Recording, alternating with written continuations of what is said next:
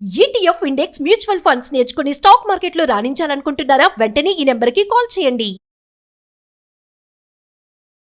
నమస్తే రమగారు. నమస్తే జయ. రమగారు, నావెల్స్ చెప్పుకుంటూ ఉన్నాం. ఏదైనా కొత్తది స్టార్ట్ చేద్దామా? ఒక ఎపిసోడ్లో చెప్పేయచ్చు. ఓకే, ఒక ఎపిసోడ్లో చెప్పేయచ్చు. నావెల్స్ ఇంచుమించు కంప్లీట్ చేసేస్తాం కదా. చేసేస్తాము. ఎర్లీ 70s వచ్చి ఉంటుంది ఈ నావెల్. ఖచ్చితంగా నాకు సంవత్సరాలు జ్ఞాపకం లేవు. నేను స్కూల్ పిల్లగా ఉన్నప్పటి నుంచి చదువుతూనే ఉన్నా. ఓకే. ఒక రకమైన దుఃఖం, ఏం చెయ్యాలో అర్థం కాని ఒక స్థితి వస్తుంది మనం ఆ కథ చదివితే.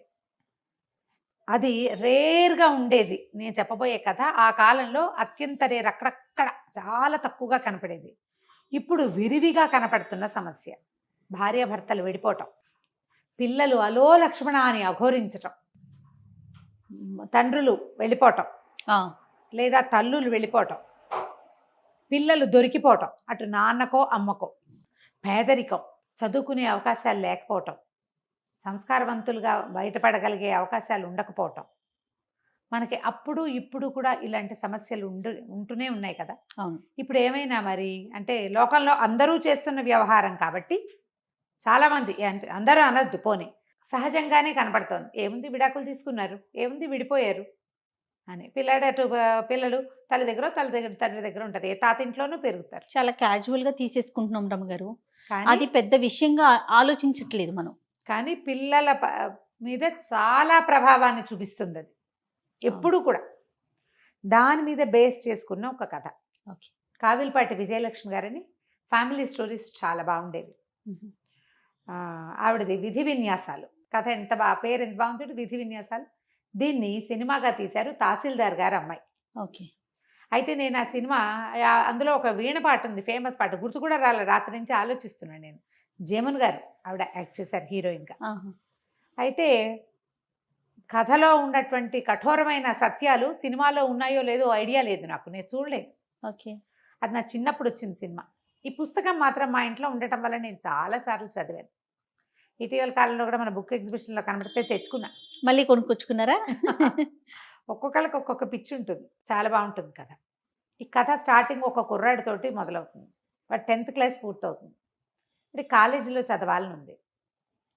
అమ్మమ్మ పిల్లవాడు ఉన్నారు. పెద్ద మావయ్య ఉంటాడు. పెద్ద మావయ్య, భార్య, 2 పిల్లలు. మావయ్య రాజశేఖరం. అసలు మొదటి డైలాగే కండక్టర్ కొడుకు కలెక్టర్ అవుతాడా అన్న డైలాగ్ తోటి మొదలవుతుంది. ఓహో. పిల్లవాడిని చదివించాలని అమ్మమ్మ అడుగుతుంది మామయ్యని. పిల్లాన్ని చదివించు, కాస్త కాలేజీ చదివిస్తే వాడు పొట్టవాడు పోసుకుంటాడు, వాళ్ళ అమ్మని వాడు చూసుకుంటాడు. అంటే ఆ కండక్టర్ కొడుకు కలెక్టర్ అవుతాడా, ఏముంది, ఏ కొట్లో పద్దులు రాసిన 60 70 ఇస్తారు, వాడికి వాళ్ళ అమ్మకి వెళ్ళిపోతుంది. లేత పిల్లాడు, ఒక 16 ఏళ్ల స్ఫురద్రూపి అయిన ఒక కుర్రాడు. అయితే తల్లి అమ్మమ్మ ఏమంటారంటే, చిన్న మామయ్య దగ్గరికి వెళ్ళు, చిన్న మామయ్య దగ్గరికి అని చిన్న మామయ్య దగ్గరికి ఇంకో ఊరు పంపిస్తారు.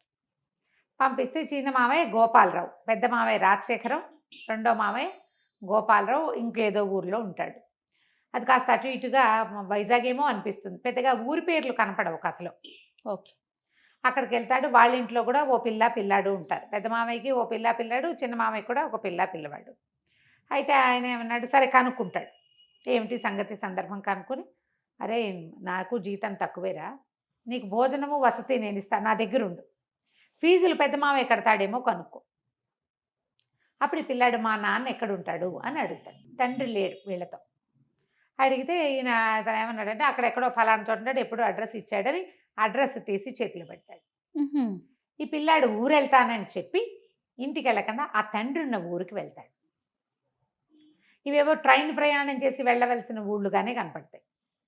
అక్కడికి వెళ్ళేసరికల్లా ఇతను ఒక మామూలుగా చదువుడు, వాళ్ళ అమ్మ ఎట్లా ఉంది, దైన్యంగా, అమ్మ ఇంట్లో కింద ఇల్లు వాడుకుంటారు, పొలం డబ్బులు ఇంటెద్ద ఏదో కొద్దిగా వస్తే బిక్కుబిక్కుమంటూ కాలక్షేపం చేసే దౌర్భాగ్యపు స్థితిలో ఉన్నారు వీళ్ళు. పిల్లాడికి పండగకి బట్టలు లేవు, చెప్పులు లేవు, సైకిల్ లేదు, సాగుబాటు లేదు, ఏ సాగుబాటు లేదు. తన తండ్రిని కూడా అలా ఊహిస్తాడు. కానీ ఆయన స్ఫురద్రూపి, ఎత్తైన పచ్చటి గంభీరమైన ఆకారం, చాలా అందమైన వాడు అతను, ఆ పిల్లాడి తండ్రి. పిల్లాడు అందగాడనే చెప్తారు మనకి మొదటి నుంచి. సరే వచ్చేసరికి ఒక 3-4 ఫ్రెండ్స్తో ఉంటాడు ఆయన. ప్రసాదరావు గారిని కలవడానికి వచ్చానని చెప్తాడు. ఏమిటంటే కాలేజీ ఫీజు కోసం వచ్చాడంటారు, అదంటారు, ఇదని మాట్లాడతారు ఫ్రెండ్స్. వాళ్ళందరూ వెళ్ళిపోయాక ఆయన మీరు నన్ను ఫీజులు కట్టి చదివిస్తారేమోనని అడగటానికి వచ్చాను అంటాడు. ఆయన అవి అందరికీ అన్నే ఫీజులు ఎలా కట్టేస్తాం అని ఒక 5 రూపాయలు 10 రూపాయలు ఇస్తాడు. ఇది తీసుకుని వెళ్ళమని. ఆయనకి తెలియదు. మీ అబ్బాయి అయితే ఇలాగే ఇస్తారా అంటాడు. అలా ఎందుకు ఇస్తాను, ఇంతకీ నువ్వు ఎవరి అబ్బాయి అంటే నేను కండక్టర్ ప్రసాదరావు గారి అబ్బాయిని అని చెప్తాడు. చెప్పేసి ఆయన నిర్ఘాంతపోతాడు. బాగా పరిశీలనగా చూస్తే తన పోలికలు భార్య పోలికలు కనపడుతుంటాయి పిల్లాడిలో. నిన్నెవరు పంపించారని అడుగుతాడు. మావయ్యే పంపించాడని చెప్తాడు. ఇక ఆ కొడుకుని దగ్గరికి తీసుకుంటాడు. ఆ పిల్లాడిని ఆయన 4 నెలల వయసులో వదిలిపెట్టి వచ్చాడు. సంటి పిల్లాడు అప్పుడు 4 లేదా 8 నెలలు అంతే వయసు. తర్వాత వాడికి 5 ఏళ్ళప్పుడు తల్లి వాడు ఇద్దరు అన్నవరం బస్సులో ఈయన కనపడ్డారు. అప్పుడు ఈయన కండక్టర్గా ఉన్నాడు ఆ బస్సులో. పిల్లాడు 5 ఏళ్ళప్పుడు. తాతగారు బాగున్నారా అని అడిగితే చచ్చిపోయారని చెప్తాడు పిల్లాడు. పిల్లోడితోనే పిల్లవాడు భార్య పిల్లాడు కనిపిస్తారు. పిల్లాడిని ఒళ్ళో కూర్చోబెట్టుకుంటాడు. అడుగుతాడు, బిస్కెట్ ప్యాకెట్ కొని పెడతాడు. తాతగారు బాగున్నారా, ఇంట్లో అందరు బాగున్నారంటే తాతగారు చచ్చిపోయారు, చాలా రోజులైంది, ఇంట్లో అందరు చచ్చిపోలేదనే అందరు బాగానే ఉన్నారని చెప్తాడు. మా బావగారు పోయారని తెలుసుకుంటాడు ఆయన. అంతకుమించి వాళ్ళ గురించి అతనికి ఏం తెలియదు. అక్కడి నుంచి ఇతను ఏం చేస్తాడు, సరే ఆయన పిల్లాడిని అట్ట పెట్టుకుని అన్నం తినిపించి తన మంచం మీద తన పక్కనే పడుకోబెట్టుకుని ఫీజులు కడతాను, నువ్వు మా మావయ్యకి ఉత్తరం రాసిస్తాను, నేను ఫీజులు కడుతున్నానని ఎవరికీ చెప్పద్దు అని చెప్తాడు. సరే ఉత్తరం పుచ్చుకొని డబ్బులు ఇస్తారు. ఇంత అక్కర్లేదంటాడు. కాదు పుస్తకాలకి వాటికి కావాలని ఆ రోజుల్లో 300 100 నోట్లు చూసి ఆశ్చర్యపోతాడు పిల్లాడు. అక్కడి నుంచి మావయ్య గారింటికి వెళ్తాడు. వెళ్తే ఏమిట్రా ఒప్పుకున్నాడు, ఏమిట్రా మావయ్య అంటే డబ్బులు తీసి చేతిలో పెడతాడు. తండ్రి రాసిన ఉత్తరం ఇస్తే ఆశ్చర్యపోతాడు. ఊరిని భలేవాడివిరా నువ్వు, చూసి రమ్మంటే కాల్చి వచ్చావా అని ఉత్తరం చదువుకుంటాడు. సరే ఇక్కడే ఉండు, డబ్బులు ఫీజులు కడదామని మంచి కాలేజీలో చేర్పిస్తారు. ఏ కాలేజీయో మనకు చెప్పరు, కాలేజీ వ్యవహారాలు ఏముండవు. కాలేజీకే ఉత్తరం రాస్తుంటాడు తండ్రి కొడుకు ఉత్తర ప్రత్యుత్తరాలు నడుస్తాయి. మళ్ళీ ఇంకోసారి తండ్రి దగ్గరికి వెళ్తే ఆయన బట్టలు కుట్టిస్తాడు కొడుక్కి. సరదాగా ఉంటుంది. 16-17 ఏళ్ళ పిల్లాడు పచ్చగా పొడుగ్గా ముచ్చటగా ఉంటాడు. వాడికి మంచి మంచి బట్టలు వేసుకుని చూసుకోవాలని ఉంటుంది తండ్రికి. ఓకే. వీడి ఫీజులు ఎవరు కడుతున్నారు, చిదంబర రహస్యం, ఎవరికి తెలియదు. మావయ్యకి తెలుసు కదా, ఈ మావయ్య కట్టాడు అనుకుంటారు. అయితే వీడు చెప్తాడు, ఎవరికి చెప్పద్దన్నారు మా నాన్న అని. ఉత్తరంలో కూడా అదే ఉంటుంది. అత్తయ్యకి చెప్తాను, ఆమె దగ్గర నుంచి రహస్యం బయటకు వెళ్ళదని, మళ్ళీ గొడవలు వస్తాయి మాకు అని భార్యకి మాత్రం చెప్తాడు. ఆవిడ ఎవ్వరికీ చెప్పదు. ఈ అన్నదమ్ముల మధ్య కూడా అంత విరివైన రాకపోకలు ఉండవు. ఓకే. కథ దాదాపుగా ఒక 6-7 సంవత్సరాల పాటు నడుస్తుందన్నమాట. మధ్యలో పాత కథ రివైవ్ అయ్యి కనపడుతుంది. సరే పిల్లాడు చదువుకోవటం మొదలు పెడతాడు. ఇంటర్మీడియట్ అయిపోతుంది, డిగ్రీలో చేరుస్తాడు. పెద్ద మావయ్యకి ఆశ్చర్యంగా ఉంటుంది. పిల్లాడికి కాన్ఫిడెన్స్, అంతకుముందు భయంగా బిక్కుమని పేదరికము, తండ్రి లేకపోవటం వల్ల చుట్టుపక్కల వాళ్ళంతా మీ నాన్న వెళ్ళిపోయాడు, మీ అమ్మని వదిలేశాడు లాంటివి విని పిల్లలు చాలా బేలగా ఉంటారు. ఎప్పుడైతే ఈ తండ్రి దగ్గరికి వెళ్ళటము, ఆయన డబ్బు ఇవ్వటము, ఆయన బాగా చూసుకోవటము, ఆయన చాలా మంచివాడని అతనికి తెలియటం, దాంతో ఒక కాన్ఫిడెన్స్ వచ్చేస్తుంది పిల్లాడికి. కాన్ఫిడెన్స్ పెద్ద సౌందర్యం, అన్నిటికంటే పెద్దది. అయితే ఈ పెద్ద మావయ్యకి ఆశ్చర్యంగానే ఉంటుంది. ఇంత డబ్బు గోపి ఎక్కడ ఎలా కడుతున్నాడు తమ్ముడు అర్థం కాదు. మెల్లిగా డెవలప్ అవుతాయి. వీళ్ళింట్లో ఓ పిల్లవాడు ఉన్నారు కదా, పద్మజ, గోపాలరావు కూతురు పేరు పద్మజ, పిల్లాడు ఒక సీను. రాజశేఖరానికేమో ఓ జయ, చంద్రం, 2 పిల్లలు. ఆ జయ చాలా అందంగా ఉంటుంది. ఈ పద్మజ కొంచెం సామాన్యంగా మేనత్త పోలికగా ఉంటుంది. దీనికి పూర్వగాథ ఏం చెప్తారంటే, తహసీల్దార్ గారు వెంకటరామయ్య గారు ఏదో ఆయన పేరు, ఆయనకి ఒక కూతురు 2 కొడుకులు. ఆ కూతురు పేరు మధుమతి. వాళ్ళ పక్కింట్లో ఒక ముసలి మామగారు ఒక కుర్రాడు అద్దెకుంటారు. పిల్లాడు ఏదో డిగ్రీ చదువుకున్నాడు, ఉద్యోగం వేయించమని తహసీల్దార్ గారిని అడుగుతుంది ఆవిడ. వీళ్ళింటికి కొంచెం రాకపోకలు ఉంటాయి. ఆ కుర్రాడు ఆ మధుమతి కొంత ప్రేమలో పడతారు. అబ్బాయి చాలా అందమైన వాడు, ఈ అమ్మాయి కూడా బాగుంటుంది, కానీ అతను ఎక్కువ అందగాడు. ప్రేమలో పడతారు. ఒక 2 సంవత్సరాలు గడిచేసరికి ఒక సంవత్సరం గడిచింది, ఉద్యోగం స్థిరపడింది అబ్బాయికి. పిల్లకి ఇతని మీద మనసు ఉందని తెలుసుకుని తండ్రి వాళ్ళిద్దరికీ పెళ్లి చేయాలనుకుంటారు. ఆ ముసలి మామగారు కాస్త చనిపోతుంది. చనిపోతే కుర్రాన్ని తెచ్చి తమ ఇంట్లోనే పెట్టుకుంటారు. చక్కగా పెళ్లి చేస్తారు. పెళ్లి చేసి తమ ఇంట్లోనే ఇల్లరికం ఉంచుకుంటారు. ఆ అబ్బాయి ఎంతసేపు బయటికి వెళ్ళిపోదా ఉంటాడు. ఆ అబ్బాయే ఈ ప్రసాదరావు, ఈ పిల్లవాడి తండ్రి. ఆ మధుమతి ఆ పిల్లాడి వాసు తల్లి. మన కుర్రాడి హీరో ఉన్నాడు కదా, వాసు అతని పేరు. అయితే వీళ్ళిద్దరూ కలిసి ఉంటారు. 5 సంవత్సరాలకు కానీ పిల్లలు కలగరు. 5 ఏళ్లకి ఈవిడ ప్రెగ్నెంట్ అయ్యింది. క్రమంగా ఏమైందంటే, ఆ రోజుల్లో ఏదో ఒక సంఘటన జరుగుతుంది. అదేంటంటే, ఆయన ఏదో ఒక ఉద్యోగం జోగయ్యో ఎవడో ఆఫీస్లో ఉన్నటువంటి ఒక ప్యూన్ తాలూకు ఉద్యోగం తీసేసే ఒక ఇది జరుగుతుంది. జరిగితే ఆ జోగయ్యకి ఈ ప్రసాద్కి స్నేహం ఉంటుంది బాగా. ఇతను ఆ కాగితం నేను పెట్టనంటాడు. ఆయన తహసీల్దారు, ఇతను యూడీసీ, ఒక హెడ్ క్లార్కో ఏదో అవుతాడు ఇతను. ఆయన ఎంత బాగానో చూసుకుంటారు అల్లుడిని, మంచి మంచి బట్టలు కుట్టిస్తారు, ఎంత బాగుంది, ఓసారి ఎట్రా ఇట్రా అని బట్టలు చొక్కా సరిపోయింది లేదో చూస్తారు, పిల్లతో కలిసి సినిమాలకు తిప్పుతారు, నువ్వే మా ఇంటికి పెద్ద కొడుకు అంటారు. ఈ పిల్ల అంటే పంచప్రాణాలు ఆయనకి. ఎందుకంటే 4 పిల్లలు పోయాక అమ్మాయి పుట్టింది, అమ్మాయి తర్వాత 2 తమ్ముళ్ళు బతికారు. దాంతో అమ్మాయి లక్ష్మిగా భావిస్తారు ఆ మధుమతిని. దాంతో పిల్లని బయటికి పంపడం ఇష్టం ఉండదు. ఇబ్బాయి కూడా ఎవరు లేరు కదా, మా అవ్వగారు చనిపోయింది కదా, చచ్చిపోయిన ఆవిడకి ఇంకా ఎవరున్నారు, అతనికి ఎవ్వరు అన్నదమ్ములు లేరు, అక్క చెల్లెలు లేరు, అమ్మ నాన్న లేరు. అందుకని పిల్లాన్ని అట్టబెట్టుకుంటారు ఇంట్లో.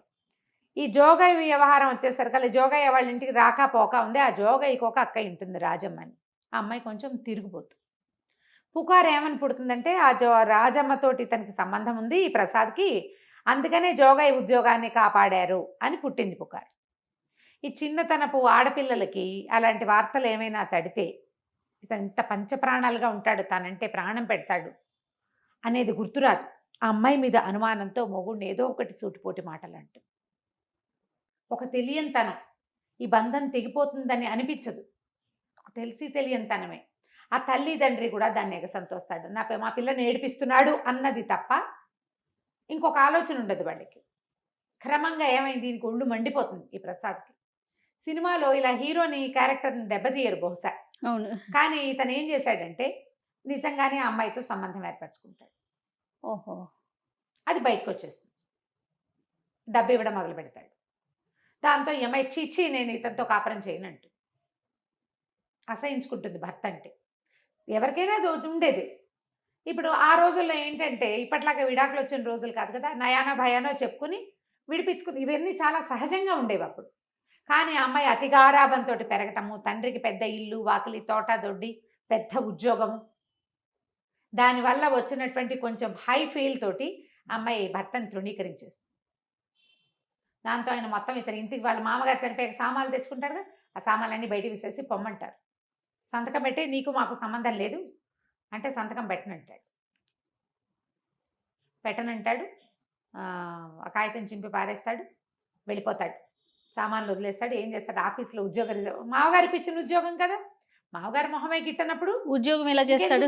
కానీ ఆ వెళ్ళిపోయే రోజును కూడా మామగారు గుండెలు పెట్టుకుని కూర్చో పరిగెత్తుకుంటూ వచ్చేస్తాడు. మళ్ళీ వద్దు, ఆయన అంత ప్రేమగా చూశాడు అతను, మీరు బాధపడకండి నేను వెళ్ళనంటే వద్దు, నువ్వు వెళ్ళిపోవాల్సిందే, నా కూతురు ఏడుస్తోంది నీ వల్ల, నువ్వు మా ఇంట్లో ఉండటానికి వీల్లేదు, తెన్నింటి వాసాలు లెక్క పెట్టేవాదంటావు, ఇది అని అత్త మామ ఇద్దరు తిట్టేస్తారు.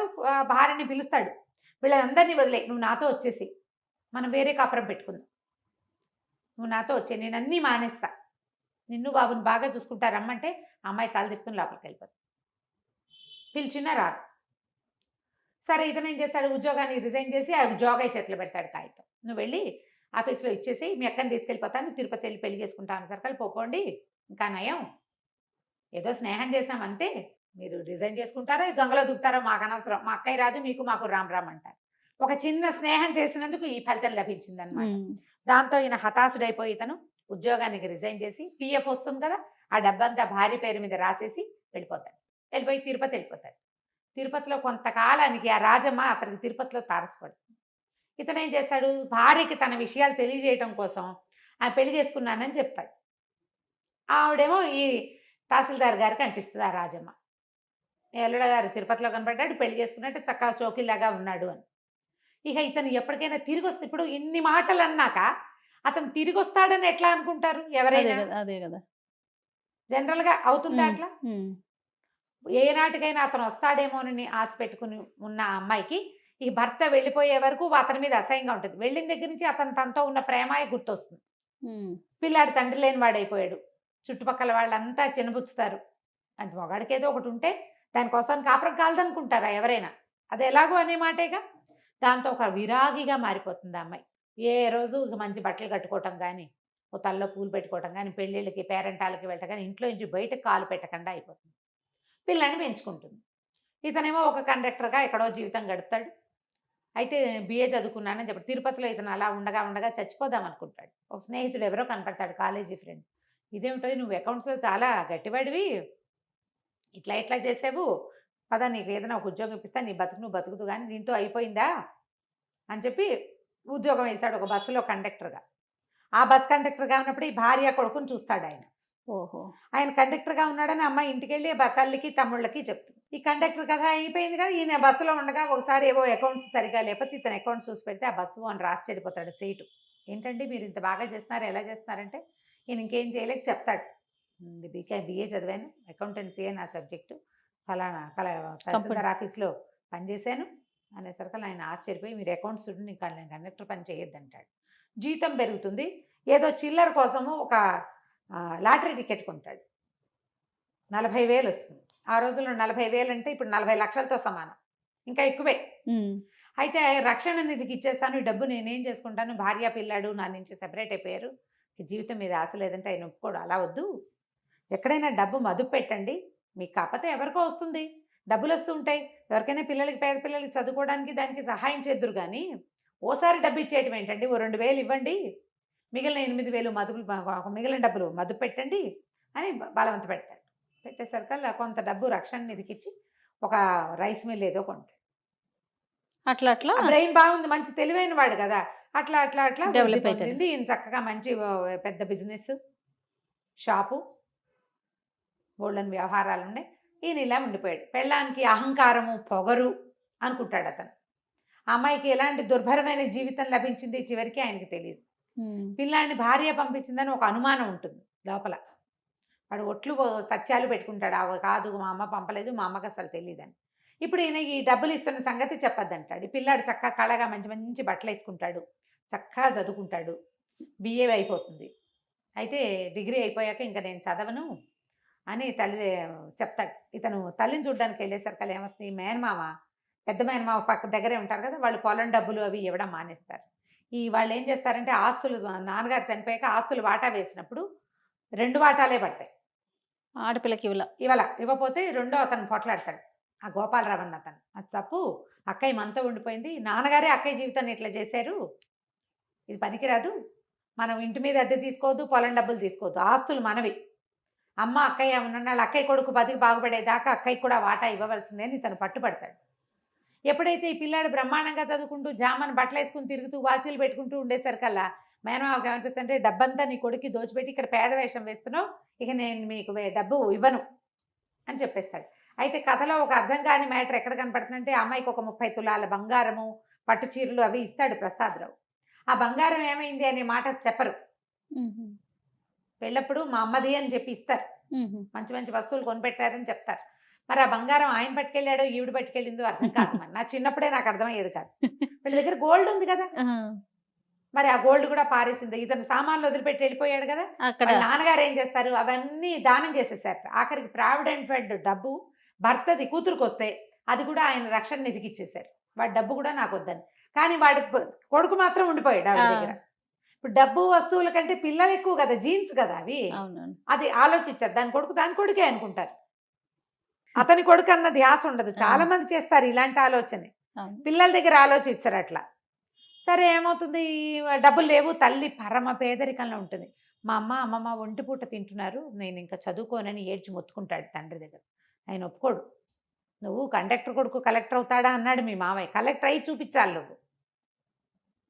నువ్వు సెటిల్ అవ్వడం కావాలి, నువ్వు కలెక్టర్ అయ్యి భార్య పిల్లలతోటి బాగుంటే చూడాలనుంది నాకు, నువ్వు చేయడానికి వీల్లేదంటే మా అమ్మ ఇట్లాంటి పరిస్థితుల్లో ఉంటే నేను ఇలా మీరు కుట్టించిన ఉలెన్ సూట్లు అవి వేసుకుని వాచీలు ఉంగరాలు పెట్టుకుని స్కూటర్ కొని పెడతానంటాడు. ఎంఏకి యూనివర్సిటీ దూరం కాబట్టి స్కూటర్ కొంటారు, స్కూటర్ నేర్పిస్తాడు మనిషి వచ్చంటే. ఒప్పుకోడు వీడు పిల్లవాడు. ఒప్పుకోకపోతే ఆయన గట్టిగా బతిమలాడి సరే మీ అమ్మకి నేను ఏర్పాటు చేస్తానని ఓ 10 చీరలు వీడికి బట్టలు కొని వాసుకి, భార్యకు కూడా బోళ్ళని చీరలు నా జాకెట్లు అన్నీ కొనిచ్చేసి నువ్వు పట్టుకెళ్ళు, మీ మామయ్యకి నేను ఉత్తరం రాస్తానని చెప్తాడు.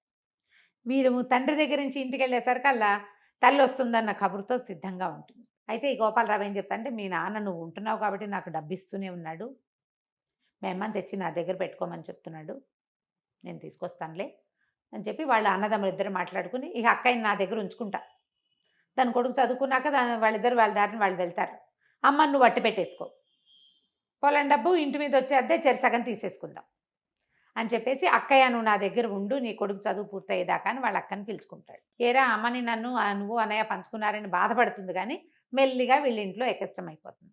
ఈ కథలో ఒక అంతర్వాహినిగా మనకేం కనపడుతుంది అంటే ఈ గోపాలరావు కూతురు పద్మజ ఆ పిల్ల ఈ వాసుకి అట్రాక్ట్ అవుతూ ఉంటుంది. కానీ ఇతనికి అలాంటి భావాలు ఉండవు. వీరికి జయ చాలా అందంగా తనే అనిపిస్తుంది, కానీ అది అక్కడే ఉండదు. ఆ అమ్మాయి దానికి వేరే ఫ్రెండ్స్ ఉంటూ ఉంటారు. కథ స్లోగా నడుస్తుంది, చక్కటి సంభాషణ. పుస్తకం దొరికితే మొదలు పెట్టామంటే చివరి దాకా వదలలేం మనం. చకచకా నడిచి వెళ్ళిపోతుంది. నేను ఇంకా స్పీడ్గా కూడా చెప్పేస్తున్నాను. సరే, ఎంఏ పూర్తవుతుంది ఈ అబ్బాయికి. ఐఏఎస్ సెలెక్షన్ కూడా అయిపోతుంది. ఐఏఎస్ సెలెక్షన్ అవుతుంది. అయిన తర్వాత అప్పుడు పెళ్లి చేసుకోమంటాడు తను. పెళ్లి చేసుకోమంటే నేను పెళ్లి చేసుకోను, మా అమ్మ నాన్న కలిసి ఉండాలని నా కోరిక. అంటే పిచ్చ కింద నీకు, మా జీవితాలు ఎప్పుడో ముక్కలైపోయినాయి, మనసులు ముక్కలైపోయినాయి మావి, మేము కలవం అంటే కాదు, మా అమ్మ ఒప్పుకుంటే మీరు కలిసి ఉంటారా అంటాడు. ఆయన ముందు మీ అమ్మని అడుగు, అప్పుడు చూద్దామండి అనేసరికల్లా సరే ఈ సెలక్షన్స్ అవి ఇతను ట్రైనింగ్కి వెళ్ళే ముందు తల్లిని ఓ రోజు పిలిచి అడుగుతాడు, అమ్మ నాన్నగారు ఎక్కడున్నా ఒకవేళ ఆయన వచ్చి నేను తీసుకెళ్తానంటే ఆయనతో పాటు ఉంటావా నువ్వు అని. ఆవిడ నాకు అంత అదృష్టం ఉందా, నా తెలివి తక్కువతనం, మా తండ్రికి ఉన్న డబ్బు గల వాళ్ళ పిల్ల కాబట్టి ఆవిడ హాయిగా ఉందనుకుంటాడు ఆయన. కానీ తండ్రి చనిపోగానే, తండ్రి ఉద్యోగం పోగానే వాళ్ళకున్న ఆస్తి 3 ముక్కలు అయిపోదు. అంతేగా, పదవిలో ఉన్నప్పుడు పదవిలో లేనప్పుడు అసలు మనిషే లేనప్పుడు తేడా ఉండదు. అవును, అతనికి ఆ సంగతి ఆలోచనకి రాదు, తెలియదు అతనికి. డబ్బులున్న వాళ్ళ పిల్ల, ఆ పిల్లకి డబ్బు వల్ల అహంకారం అనుకుంటాడు. కానీ ఆ ఏజ్కి ఇట్లా పరస్త్రీలతో సంబంధం ఉంది భర్త కంటే, దాన్ని ఓర్చుకోలేరనే విషయం ఈయనకు అర్థం కాదు. ఒక చిన్న మేలిగో మొండితనం అతనికి. పెద్దింట్లో పుట్టడం వల్ల నేను అనే ఫీలింగ్ ఆవిడకి. ఇంతే, సరేనంటుంది. అనేసరికి సరే ఏమనుకుంటారు, ఈ పెళ్లి సంబంధాలు జయనిచ్చి చేస్తామని ఉత్తరం రాస్తారు. వీడికి ఐఏఎస్ సెలక్షన్ వచ్చింది కాబట్టి వాళ్ళని చేసుకోవటం ఏంటమ్మా, ఈ జయ ఎవరో జగపతి అని కుర్రాడితో తిరుగుతుంది అంటే, ఆ జగపతి ఎవరో దొరలు కొడుతూ పిల్లని తెచ్చుకున్నాడు, అది కాదు మావ నేను చేసుకోనని రాసేసేయమంటాడు. ఈ పద్మజకి ఎన్ని సంబంధాలో చూస్తారు, వచ్చిన ప్రతి సంబంధము తిరక్కొట్టేస్తుంది ఈ పిల్ల. అయితే చెప్తుంది, నేను బాధ్యతలు బరువుతోటి ఉన్నాను, నువ్వెందుకు చేసుకోలేదంటే, నాకేవో బాధ్యతలు బరువులు భయాలు ఉన్నాయి నాకంటాడు. ఈ అమ్మాయి చెప్తే బాధ్యతలు భయాలు పోయిన తర్వాత నేను ఎవరిని ప్రేమించానో వాడికి చెప్తానంటే వీడికి అర్థమవుతుంది ఈ అమ్మాయి తను ఏం చేస్తుంది అని. అలా ఇంటి ఉద్దేశాలు పెట్టుకోవద్దు, నేను నీ మీద కన్నేసి మీ ఇంట్లో చేరాను అనుకుంటారు, నేను ఎప్పుడూ నీతో తప్పుగా ప్రవర్తించలేదు, నాకు అలాంటి ఉద్దేశం కూడా లేదంటాడు. ఏడ్చుకుంటూ వెళ్ళిపోతుంది. ఆ పిల్ల మాత్రం తల్లిదండ్రికి చెప్పదు. వాళ్ళు ఏమనుకుంటారు, పోనీ వీడిని అడుగుదామా అనుకుని కూడా అక్కయ్య బయటపడలేదు నేను ఎందుకు అడగాలనుకుంటారు. ఎవరికి వాళ్ళకి మనసులో ఉంది కానీ ఊరుకుంటారు. ఈ మధుమతికి ఏమని ఉంటుంది, పిల్లాడిని ఇంత చదివించాడు తమ్ముడు, పిల్లనిచ్చే ఉద్దేశంతో చదివించి ఉంటాడు అనుకుంటుంది. కానీ ఆవిడకి లీలగా అనుమానం ఉంటుంది, ఎవరికైనా ఇల్లరికానికి కొడుకు ఒప్పుకున్నాడా, అందుకే వాళ్ళు డబ్బిస్తున్నారా, లేదా ఎవరికైనా దత్తత వస్తానని ఒప్పుకుంటే వాళ్ళు డబ్బిచ్చి చదివిస్తున్నారేమోనని. వాటికి ఒప్పుకోవద్దంటుంది. పక్కింట్లో ఉన్న తహసీల్దార్ గారికి ఒక లావుగా నల్లగా బొద్దుగా ఉన్న పిల్ల ఒకటి ఉంటుంది, వాళ్ళు ఉద్యోగం వేయిస్తామని మనవరాలను చేసుకోమంటారు. ఈ అమ్మాయి చెప్తుంది, తహసీల్దార్ గారు వీళ్ళ పక్కిల్లే, ఈ పక్కింట్లో అద్దెకుంటే కదా నా భర్తకు ఉద్యోగం వేయించి నేను ఇంట్లోకి తీసుకొచ్చుకున్నాను, నా పిల్లాడు ఇల్లరికం వెళ్ళకూడదు. ఈ ఉద్యోగస్తులు ఉద్యోగం వేయించగలిగే వాళ్ళు ఇంటి పిల్లని చేసుకుంటే వాళ్ళ నాన్న బతికే అవుతుంది వాడిది కూడా. ఈ పిల్లాడు ఇంచుమించుగా వాళ్ళ నాన్నక మళ్ళీనే ఉంటాడు. నాకు గుర్తుండి శోభన్ బాబు గారు ఏమైనా డబల్ యాక్షన్ ఏమోనని అనుకుంటా, గుర్తులేదు నాకు, దానికోసం సెర్చ్ చేసే టైం కూడా లేదు. ఓకే, ఈ పూటే కదా అనుకున్నాం చెప్దామని. అయితే ఏమవుతుంది, సరే ఇతను ఉత్తరం రాస్తాడు, అమ్మ మీతో రావడానికి సిద్ధంగా ఉంది, మామయ్యకి ఉత్తరం రాయండి అని రాస్తే ఆయనేం అర్థం చేసుకుంటాడు, ఓహో చిన్న మామయ్య కూతురుని చేసుకోదలుచుకున్నాడని ఇతనికి ఉత్తరం రాస్తాడు. గోపాలం మీ అమ్మాయిని చేసుకోవడానికి మా వాడికి ఇష్టమే, మీ పిల్లనిచ్చి మా వాడికి పెళ్లి చేసేయాలి. వాళ్ళు ఏం చేస్తారు, వాసుకి ఓకేటా వాళ్ళ నాన్నతో ఉత్తరం రాయించాడు అని అనుకుని, అక్కయ్య మా అమ్మాయిని చేసుకోవే అని అడుగుతాడు. అదేరా మరి సంబంధాలు చూస్తుంటే, అవును నువ్వు తేల్తామని చూశాను, నువ్వు తేలలేదు, అతనికి ఏంటంటే బాగా డబ్బిస్తున్నాడు అనే విషయం అక్కయ్యకి చెప్పకూడదు. ఓకే, నువ్వు తేలలేదు, అక్కడికి వెళ్ళి ఉత్తరం రాశాడు వాడు అని చెప్తాడు. చెప్పేసరికి ఆవిడ సంతోషిస్తుంది. మేనకోడలు అంటే చాలా ఇష్టం, పిల్ల బుద్ధిమంతురాలు, కానీ అందంగా ఉంది అని చూపించారు, గుండ్రటి మెరిసే కళ్ళు అని మాత్రం చెప్తారు అంతే. ఆ పెద్ద పిల్ల జయ అందంగా ఉందని చెప్తారు కథలో. సరే వీళ్ళు ఏం చేస్తారు, చక్కగానే శుభలేఖలు వేయించేస్తారు, శుభలేఖలు ఒక కట్ట పంపిస్తారు. ఇతనేమనుకుంటాడు, సరే ఆలోచించుకుంటూ పద్మజకి నేనంటే ఇష్టం, పోనీ పద్మజని చేసుకుందామని అనిపిస్తోంది, మామయ్యని అడిగితే ఎలా ఉంటుంది, మామయ్యకి ఉత్తరం రాద్దాం అనుకుంటాడు, పెళ్లి కార్డులు వస్తాయి, ఇతను తెల్లబోతాడు, ఇదేంటి ఇలా వచ్చినాయి అని. ఆ మామయ్య రాస్తాడు ఉత్తరం, నువ్వు రాయటం ఎందుకు, మీ నాన్నతో రాయించావు ఎందుకు రా, ఇక్కడ ఉండగా నువ్వు చెప్తే నేను కాదంటానా, నీ నోటితో నువ్వు చెప్తే అది కూడా బాగా సంతోషించేది, మీ నాన్నతో రాయించామంటే అప్పుడు అతనికి స్ట్రైక్ అవుతుంది తండ్రి ఏం చేశాడు అని. సరే పెళ్ళి రెడీ అయిపోయింది, పెళ్ళికి అందరూ వచ్చేస్తారు. ఆ పెళ్లి రోజు ముందు రోజు అక్కయ్య గోపాలరావుని అడుగుతుందన్నమాట మధుమతి గారు, మీ బావ ఎక్కడున్నారో, జాయింట్ కలెక్టర్ వీడు, ఎంతమందో పెద్దవాళ్ళు వస్తారు, తండ్రి లేకుండా తల్లి ఒక్కతే ఇలాగ బోసి మొహంతో కనపడితే బాగుండదురా, ఆయన ఎక్కడున్నారో ఆ పెళ్లి కాసేపు వచ్చి అక్షింతలు వేసి వెళ్ళమనంటే, ఆయన ఇంకో భార్యా పిల్లలు ఉన్నట్టు ఆయనకి ఏం భార్యా పిల్లలు లేరులే, వస్తాడులే అని నవ్వుతాడు.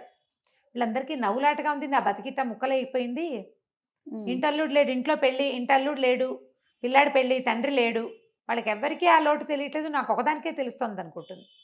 తర్వాత ఎన్నిసార్లు అనుకుంటుంది, అతను వెళ్ళిపోయాక ఆవిడ పొరపాటు చేశాను, అతను రా అని పిలిచేవాడు, వేరే కాపురం పెట్టుకుందామని ఎన్నిసార్లు అడిగాడు, ఆ రోజు కూడా రమ్మన్నాడు, నేను వెళ్ళకపోవటం ఎంత పొరపాటు చేశాను, పిల్లాడికి వాడి భవిష్యత్తు పాడు చేసేసా, నా జీవితము అంధకార బంధనం చేసుకున్నాను, ఇట్లా వాళ్ళ ఇంట్లో పడి వాళ్ళ చీత్కారాలు తింటూ ఉండవలసి వచ్చింది.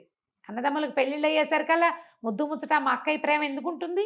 సరే మధ్యాహ్నానికి ఒక ఆయన 2 పెట్టెలు సూట్ కేసు తోటి వస్తాడు, 2 సూట్ కేసులు హోల్డాలు అవి పట్టుకుని, ఆ పాతకాల కథలు హోల్డాలు బాగా కథలు కనపడతాయి అన్నమాట, బెడ్డింగ్ లాంటిది, అందులో చాలా సామాన్లు ఉంటాయి, పరుపు కూడా ఉంటుంది, ఎక్కడైనా కావాలంటే పరుచుకుని పడుకునేటట్టుగా, వాటితో వస్తే ఆశ్చర్యపోతారు, ఎవరో చుట్టాలు వచ్చారండి. సరే అక్కడి నుంచి అక్కయ్య బాగా వచ్చారు, పైకి వెళ్ళమని చెప్తాడు. ఇప్పుడు వెళ్తే పైకి ఈవిడేం ఊహించుకుంటుంది, అప్పుడెప్పుడో 20 ఏళ్ల క్రితం చూసింది ఒక ఆయన్ని, ఆయన ఎట్లా ఉన్నాడు, కండక్టర్ బక్క చిక్కిపోయి మొహం అంతా పీక్కుపోయి జుట్టు ఎర్రగా పీచుకొని నూనె తైల సంస్కారం లేని జుట్టు దవడలు లాక్కుపోయిన ఒక బక్క మొహం గుర్తుంది ఆవిడికి. అప్పటికి అతను చాలా నిరాశ దృక్పథంలో ఉన్నాడు కదా, ఇప్పుడు ఆశ్చర్యపోతుంది ఈయన్ని చూసి, ఆయన ఎంత మనిషి, ఆజానుబాహువు, చక్కగా పచ్చగా విశాలంగా నుదురు, బ్రహ్మాండంగా అద్భుతమైన సౌందర్యవంతుడుగా కనపడతాడు. ఇక భార్యాభర్త కలుసుకుంటారు. ఆవిడ అడుగుతుంది, నన్ను ఇంకెప్పుడు వదిలిపెట్టి వెళ్ళొద్దు, మీరు ఎక్కడుంటే అక్కడ మీతో సేవ చేసుకుంటూ మీతో పాటు ఉంటాను, నన్ను వదిలిపెట్టకండి, జీవితం అంతా సర్వనాశనం అయిపోయింది అని. ఆ పాత తప్పిదాని గురించి అతను చెప్పడు, ఆవిడ అడగదు, ఎలా ఇలా జరిగింది అనేది తెలియదు.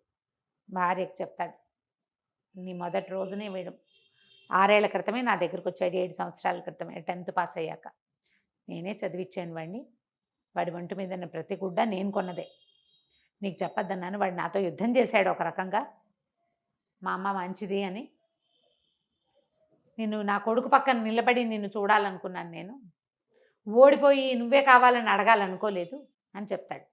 సరే పెళ్ళైపోతుంది, పెళ్ళయ్యాక తల్లిదండ్రిని పిలుస్తాడు, అవన్నీ పండగలు గిండగలన్నీ వ్యవహారాలు అయిపోయాక మనందరం కలిసి వెళ్దామంటే, వద్దు మీ దారిని మీరు వెళ్ళండి అని చెప్తాడు తండ్రి. తల్లి అంటుంది, ఉన్న నాళ్ళు ఒంటరిగా ఉన్నాను, ఆయన వదిలిపెట్టి రాను అని చెప్తుంది. కొడుకు అవసరం తండ్రికి లేదు, తల్లికి లేదు, వాళ్ళిద్దరూ ఒకరితో ఒకళ్ళు ఉండాలనుకుంటారు. అప్రతిభుడైపోయాడు బాసు అని రాస్తారు చివరికి. విధి ఎలాంటి రకాలుగా తిప్పుతుంది, ఎలాంటి మలుపులు తిప్పుతుందో. ఇప్పుడు వీడు అదృష్టవంతుడు ఈ అబ్బాయి, అవును, చివరి దశలో అయినా అమ్మా నాన్నతో కలిసి ఉండే అవకాశం అబ్బాయికి లభించింది. ఎంతమందికి లభిస్తాయి జయ? అవును రమ్మ గారు. నేను ఎద్దనపూడి సులోచన రాణి గారి ఆరాధన, ఈ విధి విన్యాసాలు చదివినప్పుడల్లా ఏడ్చేదాన్ని జయ. భలే బాధగా ఉంటుంది అసలు. కుర్రాన్ని వాడు బేలగా ఏం చేయాలో తెలియక నిస్సహాయమైన స్థితి వాడిది. వాడికి చదువుకోవాలి, పెద్ద చదువు చదవాలని కోరిక, అవకాశం లేదు. సంపాదన పరుడైన తండ్రి ఉండి, సమర్థుడైన వాడు ఉండి, ఇలా దిక్కుమాలినట్టు మేనమామల పంచన బతకటం ఎంత కష్టం కదా. మరి ఎంత బాగా రాస్తారంటే ఎక్కడ ఎగ్జాజరేషనే ఉండదు. హ్యూమన్ రిలేషన్స్ చాలా సహజమైనవిగా మన చుట్టుపక్కల ఇళ్లల్లో జరిగే లాంటి దాన్ని క్లియర్ పిక్చర్ ఇస్తారు. మనుషులు ఎలా మారుతారు, కండక్టర్ కొడుకు కలెక్టర్ అవుతాడా అన్నవాడు తన కూతుర్ని ఇవ్వడానికి సిద్ధపడతాడు. మనుషులు ఎలా ఉంటారో చూపిస్తారు.